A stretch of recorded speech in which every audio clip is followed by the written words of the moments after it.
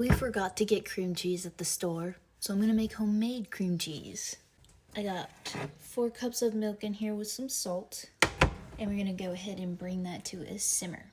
I'm not gonna eat anymore. Why not? Because you just have to make sure that you keep this stirred so that it doesn't scorch anything.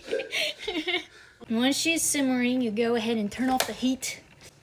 Now, no, you will not. If you eat Nemo, you have to kill me first. But while the heat is off, you slowly stir in a few tablespoons of vinegar. You just need an acid. And I don't have a lemon squeezer for my lemons, and I didn't want to waste it, so I'm using vinegar instead.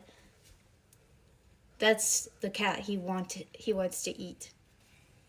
Poor Nemo. She's already starting to curdle. Look at that. And then we're gonna add another one in there. Woo! I'm gonna get this stirred. Bada bing, bada boom. Boo, boo, boo, boo, boo, boo, boo. Son of a bitch. Every time. And now you're gonna let her sit for like 10 to 15 minutes to maximize the curdation. And then we'll go from there. She's just like dangling there. Oh my god, hello y'all. I'm Mrs. Hair Unicorn. I know my hair is close to it. Get over it. I don't care. You're not gonna eat it.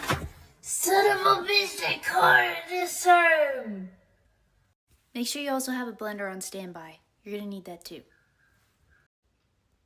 Totally selfie worthy.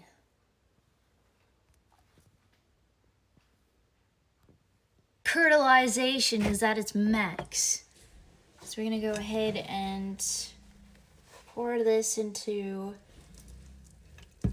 the makeshift cheesecloth.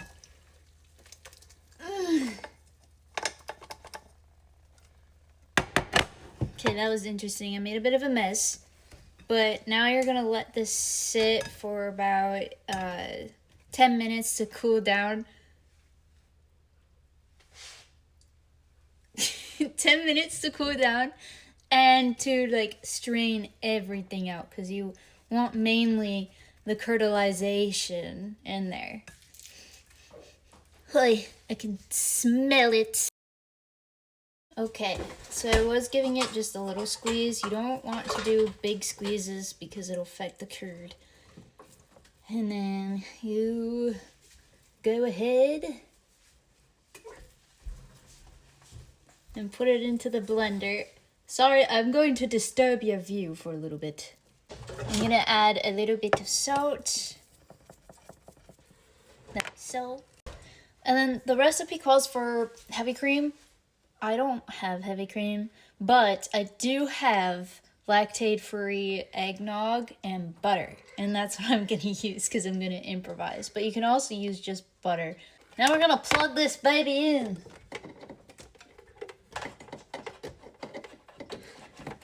Don't mind that. And then, oh shit, I was about to just put the lid on first. Hey babe, can you clean the blender? I accidentally dumped all the cottage cheese into the blending part. Cottage cheese. This is kind of like ricotta cheese at this point. Shove it down like that. And then shove it in there. Twist it and blend.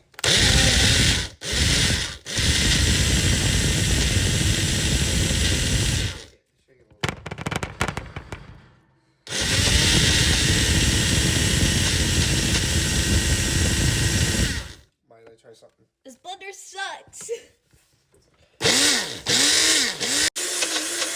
Don't show that. Looks so inappropriate. Possibility this may be too dense. So I'm gonna add more of the eggnog stuff. Dad wants a And a little of this. Now we're gonna try this again to make it work. So this is the consistency of it now. And I'm gonna do more, oh, that's backwards. I'm gonna do a more extreme blending process. We're doing it the better way. The way I should have done it in the first place. I should not have had faith in that thing. I'm gonna set it to level 1. We just gonna blend this baby up.